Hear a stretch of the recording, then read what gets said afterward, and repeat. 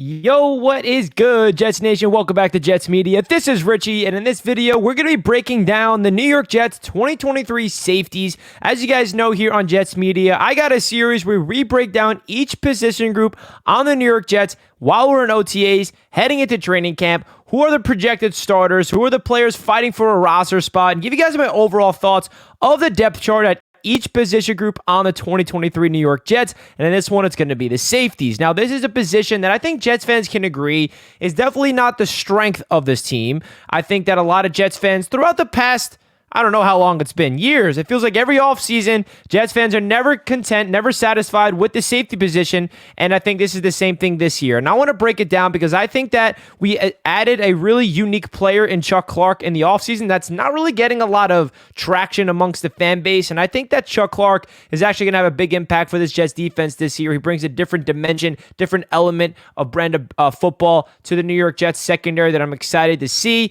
and yeah, I'm really excited to break down the safety. So before we get deeper into the safety unit, I want to get your guys' thoughts down below in the comment section. What's your overall thoughts of the New York Jets safeties heading into 2023? Who are some underrated players? Who are some players you're really excited about? And who are some players that you're just not really a fan of and you don't really understand why they're still on this team? I love to hear what you guys have to say, as usual, down below in the comments. And of course, if you guys are not already, please make sure you guys smash that thumbs up button and subscribe to the channel if you are indeed new. Now, with that being said, let's dive right into the safeties.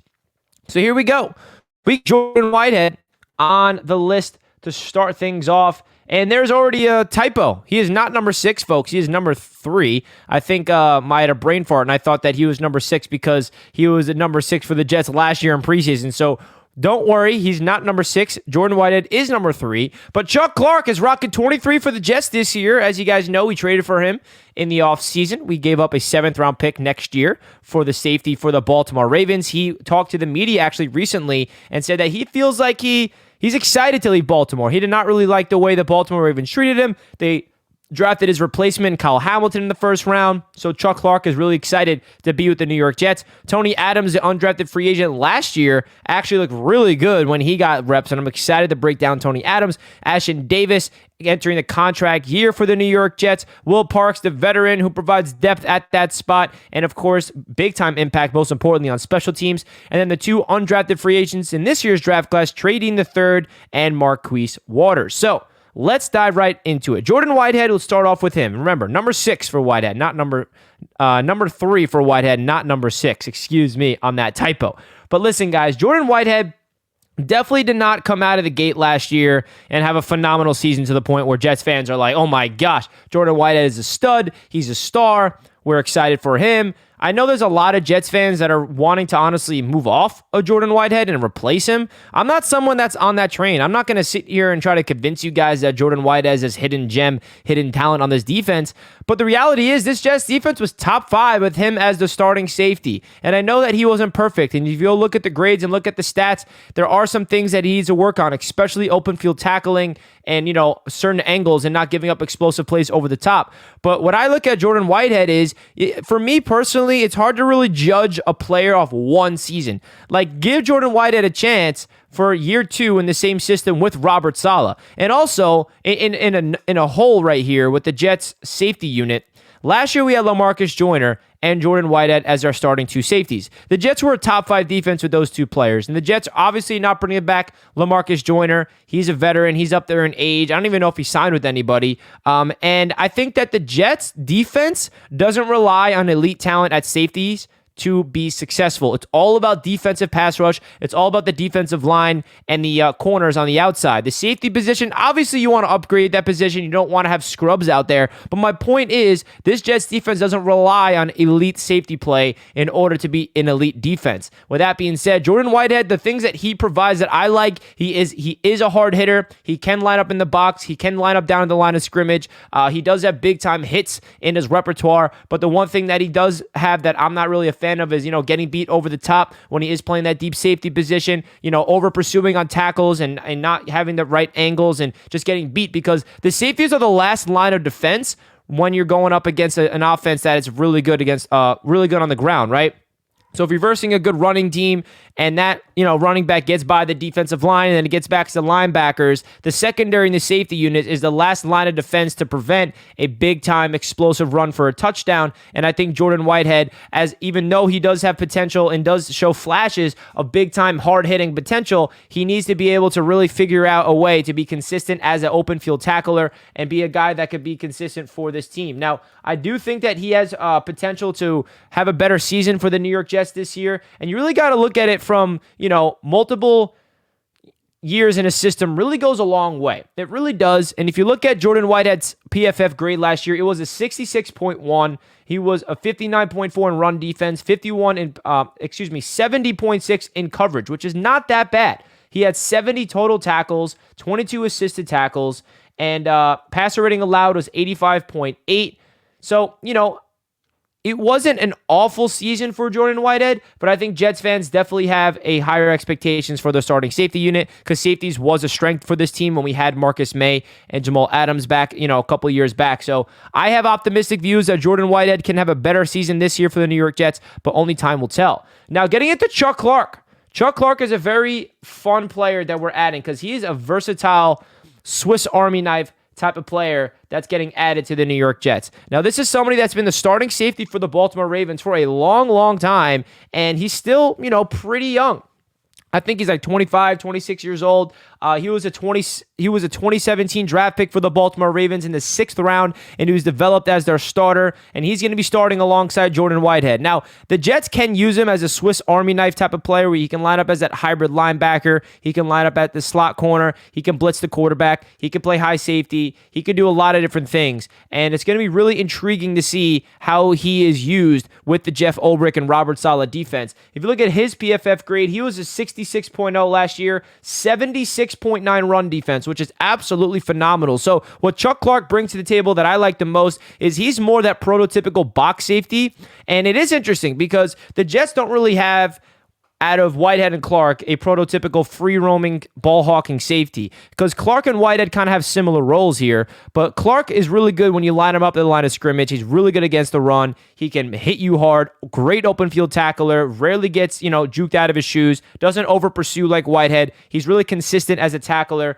His coverage is not as good, but I do think that Chuck Clark does have really good traits that will fit the Robert Saleh and Jeff Ulbrich scheme. Now, getting into Tony Adams. Tony Adams is my sleeper of this entire safety unit, in my opinion.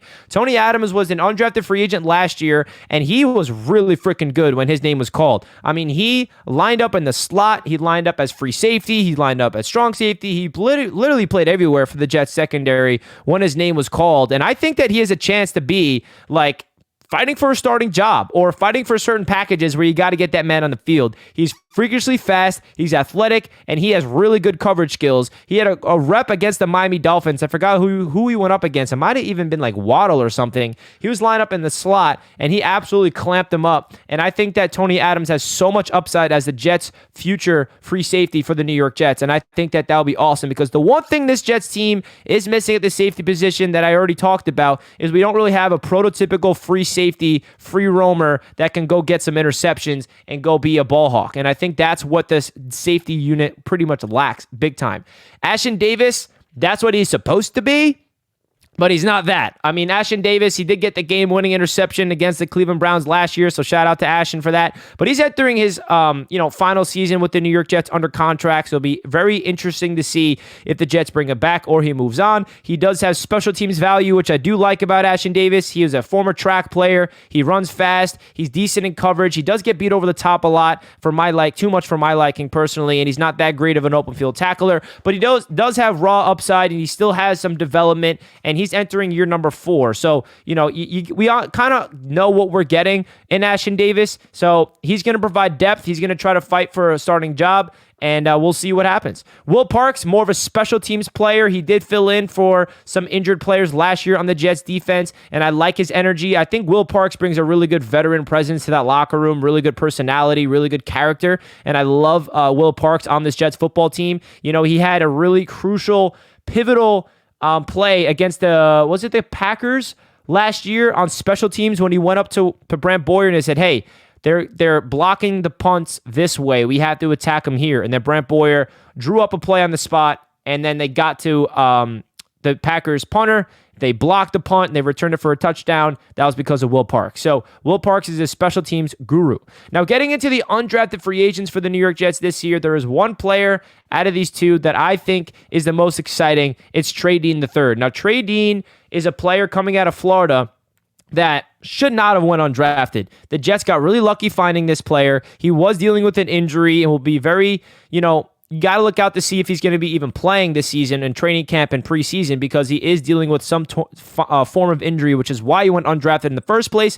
But this is a player that is an absolute monster with tackling, absolute heat-seeking missile. He's someone that was really exciting to watch at Florida, and a lot of people were shocked that he went undrafted. He feels like he has what it takes to prove to the New York Jets organization that he will make the 53-man roster if he's healthy. So very, very cool to see another undrafted guy, and I think that Trey Dean III is going to be a similar story to Tony Adams, someone that gets undrafted, works his way up, proves to the coaching staff that he's ready to go as a rookie, and if his name is called, I think that he'll be a good player. And then Marquis Waters, he's someone that was from Texas Tech, built like a linebacker. I mean, he's a former captain. He's that like box safety, hybrid linebacker, safety type of player that can be developed. I don't really think he's really that good in coverage or anything, but he's good at sideline to sideline, more of a prototypical hybrid linebacker than anything. But yeah, guys, that's the safety unit for the New York Jets. Definitely not the most exciting position for this Jets team, but I do think that the Jets are, positioning themselves to have a very successful defense this season with how good the defensive line is and how good our corners are with Sauce and DJ Reed and Carter II and all those guys. And I do like the linebackers, which we'll be breaking down in future videos. So guys, let me know your thoughts down below in the comments of the New York Jets safeties for this season. I love to hear what you guys have to say. Hit that thumbs up button if you enjoyed. And of course, also comment down below your thoughts of the safety unit and comment a Jet emoji if you stayed all the way to the end. That does it for this video, guys, and I'll catch you next one. Peace out, and let's go Jets.